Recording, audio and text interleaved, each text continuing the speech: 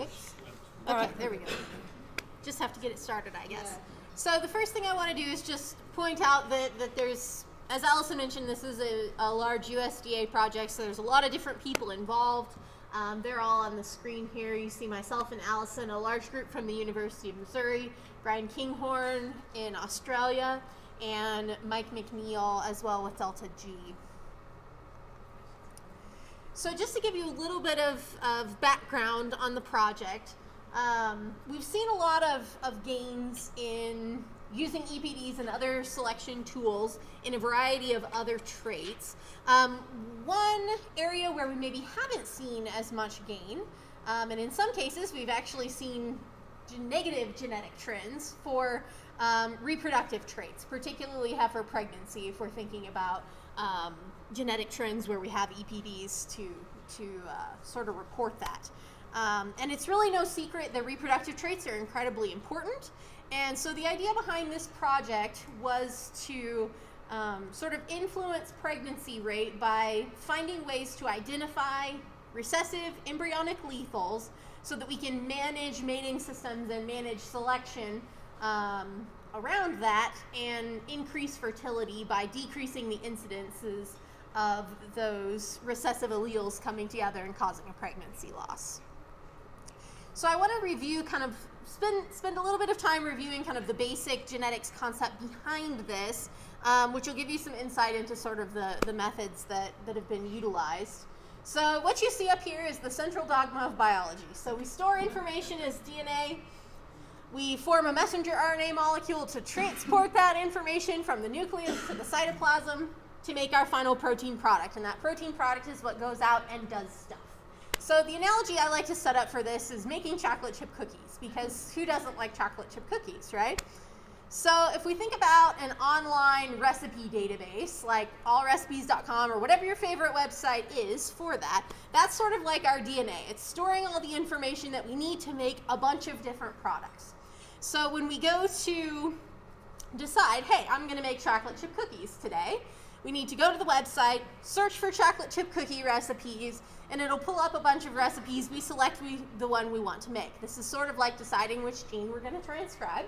And then we print it off, which is like making our messenger RNA molecule, because now I can take that piece of paper with the directions for making my final product, and I can take it from where I'm at in the office, and I can walk into the kitchen and make it. And that's sort of like taking that molecule from the nucleus to the cytoplasm. And then, of course, I get to make my cookies as my final product. Okay, so if we relate this back to sort of DNA and genetics, when things go right, we've got this gene that has a variety of exons and introns, so we need to transcribe all of that, splice all those exons together into our messenger RNA, which we then translate in these 3 base codes to get these amino acid strings. And those are, of course, our proteins. But proteins have a 3-dimensional structure, so those amino acids actually fold up into different shapes, and the shape is actually really important to how it functions.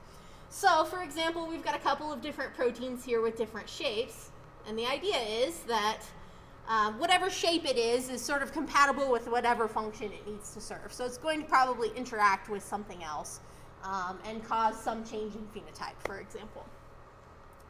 So it might be something that interacts with the DNA as well, like a transcription factor. So if something goes wrong in this process, so if any point in the process, like my printer ran out of toner and I couldn't read the directions, that's sort of what it's like. Well, maybe here we have a deletion or something that causes a frame shift that removes part of our original information in our sequence. So we get a shorter amino acid or a shorter protein. So we might be missing a region that's really important to its function, in which case it might not be able to still interact with its target, and it might be broken, so it can't complete its intended function. And of course, as you might imagine, some genes are essential for life. And whenever we have a gene that is essential for life that ends up being broken, bad things tend to happen. So the good news is we have 2 copies of every gene, because we have 2 copies of every chromosome. So we sort of have 2 chances to get it right. So when everything's going well, right, this is morning, so this analogy works a little bit better than my cheese and crackers, but we have 2 full cups of coffee this morning when everything's going right. We got a normal allele on both of those chromosomes for that particular gene. So we might also be heterozygous, so we only have 1 cup of coffee. We're still all right, right? We're going to make it through the morning, but it's not as ideal as if we had 2 cups of coffee, right? Because they could pass this on. Or in the worst case scenario, we end up with 2 of those quote unquote broken alleles, like we don't have any coffee in the morning and we're not going to make it, right? And that's sort of the same type of scenario when we have those embryonic lethal recessives coming together, we can have a pregnancy loss. So here's sort of another way of showing that each parent contributes an allele. So we have 1 chromosome from mom and 1 from dad. And then these are sort of the different terms. So we have homozygous, in this case, we have capital letters, so we would probably say this is homozygous normal in this scenario. We could have heterozygotes, where we get 1 of those broken alleles from either mom or dad, or homozygous recessive, in this case, little a, or little b, or whatever letter you want to use to designate that. So when everything goes sort of like we want it to, dad has 2 chromosomes, mom has 2 chromosomes, and in this case, both of them have normal alleles. They're big A, both of them. So no matter which of those they pass on, we're going to end up with a big A calf, because that's the only alleles we had sort of in that mating to pass on. So in another scenario, we have either the bull or the cow. In this case, I'm showing the bull. That's a carrier for one of these recessive embryonic lethals. So in this case, that's this little X here. So if the bull happens to pass that on, we still get a perfectly normal calf because we have 1 copy of that normal allele. We can still make whatever it is we need to live, okay? And so we're sort of masking that because this animal is a carrier. So if we happen to make 2 carriers together, again, we've got big A, little a here, big A, little a here. About 25% of the time, we would expect that we would end up with both of those broken alleles in the progeny at the exact same time, in which case we might have something like a curly calf. In the case of this grant, what they're really looking for is we're looking for those embryonic lethals. So the challenge with those is you don't actually see any product on the ground, right? We just show a missed heat, lower levels of fertility, they may come back in. We have pregnancy loss rather than, a stillborn calf or something that comes to term, even if it's not necessarily alive. So the challenge with that is because you don't actually see it, it's much harder to detect. And if it's much harder to detect, it's much harder to manage. So if we could develop genomic tests for some of these, it would allow us the ability to manage those matings so that we wouldn't make carriers of the same recessive lethal together and try and minimize our chances of producing a lost pregnancy. So in this case, I've got a couple different stages of embryonic development here. And so the idea is that at some point in this development process, we have different genes sort of turning on and that we need to sort of continue that process moving forward. So if we happen to have a little a for a gene that we need for development past the blastocyst stage, that's where those pregnancies will terminate and we'll see those animals come back in. So if we think about how to identify these things, we can think about what type of genotypes we don't ever see in populations. So for example, here we've got a cow, she gets bred. The calf genotype is either homozygous normal or heterozygous, a carrier. In that case, perfectly normal. Calf comes to term. We have a calf on the ground. Everything goes as planned. So the other scenario is if we happen to have those 2 recessive alleles come together, we lose that pregnancy and the cow shows up open. So if we think about how to detect these things, if you start sequencing in populations of live animals, you can start looking for mutations that happen to be maybe fairly common within a population that you never see in the homozygous state. And those are sort of your candidates to evaluate further to see if they might be embryonic lethals. And of course, in the perfect world, if we identified all of these that are in a population at the current time, sort of their impact on fertility is going to be different based on how common they are in the population. So if they're really, really common in the population, then that becomes a little bit harder to sort of manage around and manage your matings around that than if they're really, really rare in the population. So if you have an animal that is the only animal in the entire population that carries a particular mutation, it has absolutely zero impact on fertility, provided that it's recessive, because we can't mate it to another carrier. So the sort of the frequency in the population of these things has a big impact on how important they are in fertility. So as an example, here's a slide that shows 100 different animals and then differing numbers of these broken alleles. And so isn't that true? Isn't that untrue if that animal happens to be a very good purebred bull? Would what be untrue? Yeah, and if that had a recessive lethal, that it eventually would get into the population. Yeah, that's a very good point. So you start off as the only individual for every mutation, you start off as the only individual in the population that has that mutation, and it has no impact at that point in time. Now, if that's an AI bull and it gets used heavily, then yeah, absolutely, we see an increase in frequency in the population, and then it's something we do have to be concerned about, definitely. Yes? Are these candidates SNPs, or are they actually going to enter the encoding regions or promoters of actual genes? Yeah, so at the moment, everything's still sort of in a candidate stage, but there would be the chip that was developed to sort of assay these was focused on things in coding regions. I do think they had some things that were in promoters and things like that, but it was very much focused towards coding regions. So that is one of the downsides, is that if it's not sort of in that region, it's probably not going to be on that chip, and we don't sort of take that down the train in further steps. It's a good point. Okay, so here these blue dots represent these number of alleles that these bulls may have. So in this case, this one has 23, the next one has, say, 19, and the one with the least has 5, those two bulls down there. But the red circles denote the impact on fertility. So what you can see, these two bulls here that have the same number of mutations, one of them actually has a much larger impact on fertility than the other, presumably because it has more common mutations than the other one.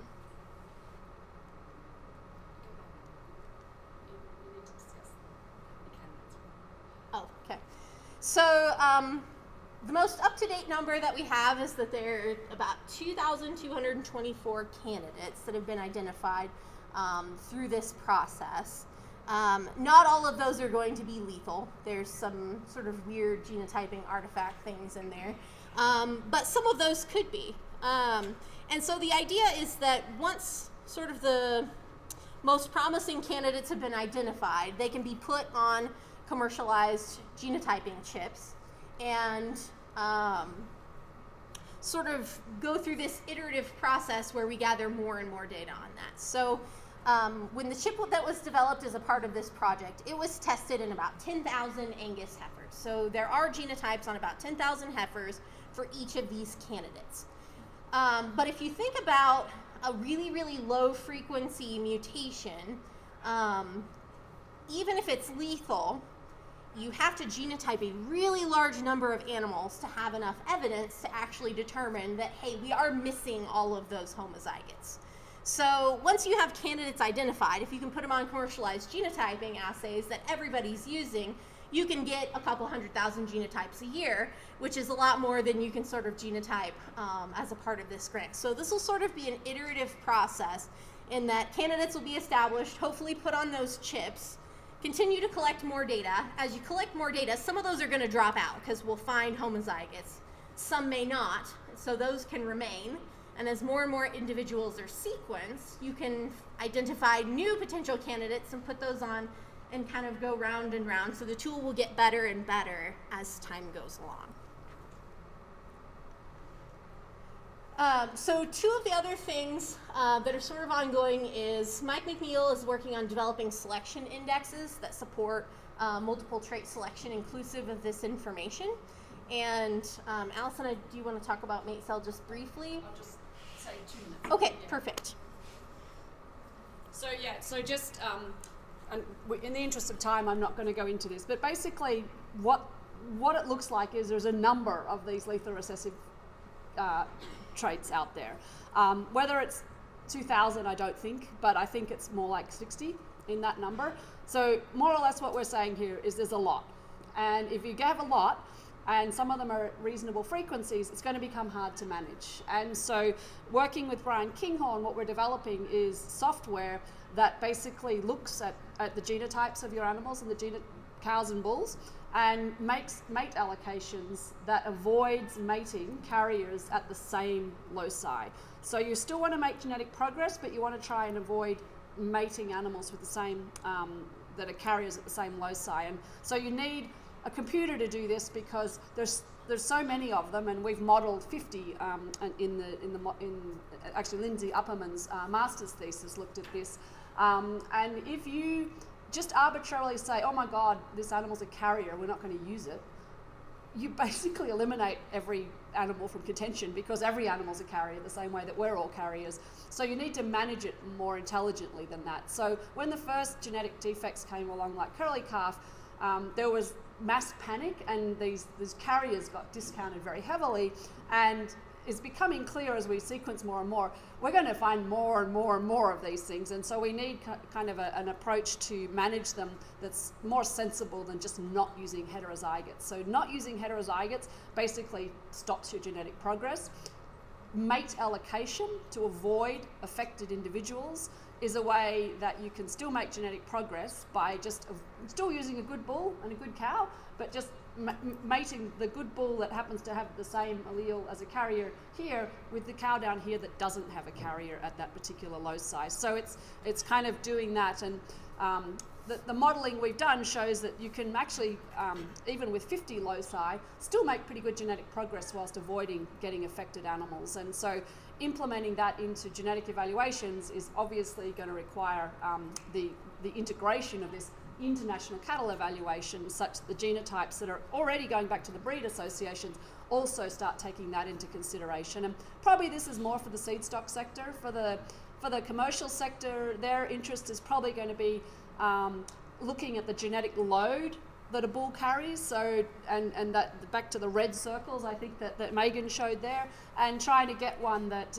has a low genetic load, or maybe one that hasn't been used a lot in your herd, that's unlikely to have carrier alleles at the same loci as what your cows do. And so in the future I think we're going to do a lot more precision breeding using genetic information to make better decisions as to who is mated with who based on genomic information. Is that fair? Perfect. So I think that's the end. I don't know if you wanted to.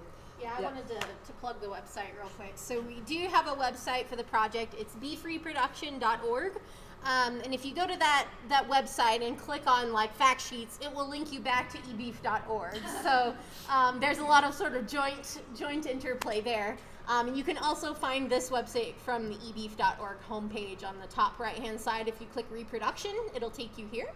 But what we also have in addition to that are a bunch of different videos. So I think we've got 6 up there now. There's a bunch more that will be coming in the near future.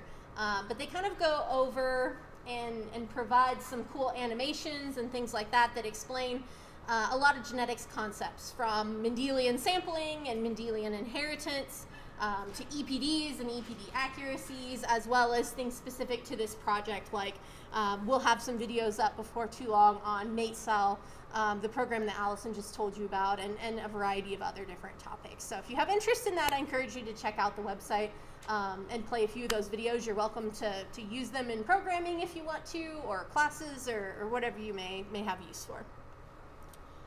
Questions?